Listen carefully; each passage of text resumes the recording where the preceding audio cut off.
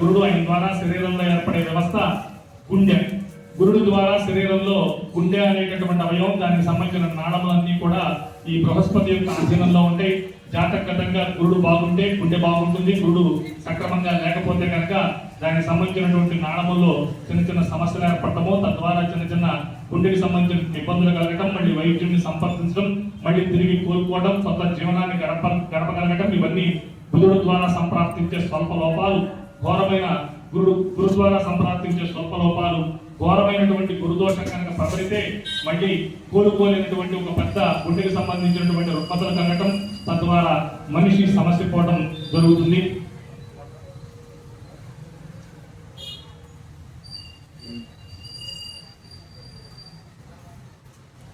అలాగే సిద్ధాంతం దీన్ని జ్ఞానగ్రహము అనేటటువంటి పేరుతో పిలిచింది. బుధుడు అందరికీ విద్యనిస్తాడు, బృహస్పతి అందరికీ జ్ఞానాన్ని ఇస్తాడు. విద్య ఎన్నో విషయాలు తెలుసుకోవడం, జ్ఞానము తెలుసుకున్న దాంతో ఏం చేయాలి ఏం చేయకూడదు అనేటటువంటి విచక్షణని జ్ఞానము అంట. ఈ గురుదోషం కనుక ప్రబలి ఒక వ్యక్తికి బుధుడు బాగా కనుక యోగిస్తే మంచి విద్యను అభ్యసిస్తారు.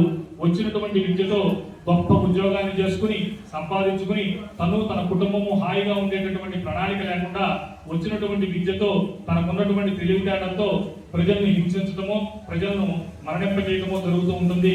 ఉదాహరణగా చెప్పాలంటే ఒక టెర్రరిస్టు ఒక ఐఈడీ బాంబు పెట్టాలి అంటే అమేయమైనటువంటి తెలివితేటలు కలిగి అతను బ్రహ్మాండమైనటువంటి ఎంటెక్ చదివి ఉండాలి. ఆ చదివినటువంటి తన తెలివితేటలతో ఒక గొప్ప ఉద్యోగాన్ని సంపాదించుకుంటే నెలకి 2 లక్షలు 3 లక్షలు ఉద్యోగం చేసుకుంటూ తన కుటుంబం హాయిగా జీవించవచ్చు. కానీ తనకున్నటువంటి తెలివితేటలతో ఒక బాంబును పెట్టి మనుషులను చంపడం కోసం తన తెలివితేటలు వాడతాడే తప్ప విచక్షణను కోల్పోతాడు. అందువలన ఇలాంటి విచక్షణ కోల్పోయే సమస్తమైనటువంటి లోపములన్నీ కూడా తెలివి కలిగి విచక్షణ కోల్పోయేటటువంటి తత్వం అంతా గురుదోషం కిందకే ప్రబలుతూ ఉంటుంది.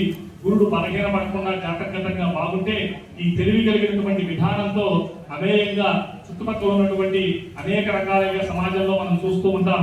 గొప్ప గొప్ప పోలీసులను, లాయర్లను, డాక్టర్లను అనేక రకాల ఉద్యోగాల్లో ఉంటూ ఉత్తీర్ణులై అమేయంగా ప్రజా సేవ కోసం వాళ్ళ యొక్క తెలివితేటలను వాడేటటువంటి సమస్తమైనటువంటి వ్యక్తులకి కూడా గురుబలం ఉంటేనే అది సాధ్యమవుతుంది. గురుదోషం ఉంటే వాళ్ళలో యోగ్యత బలము రాదు.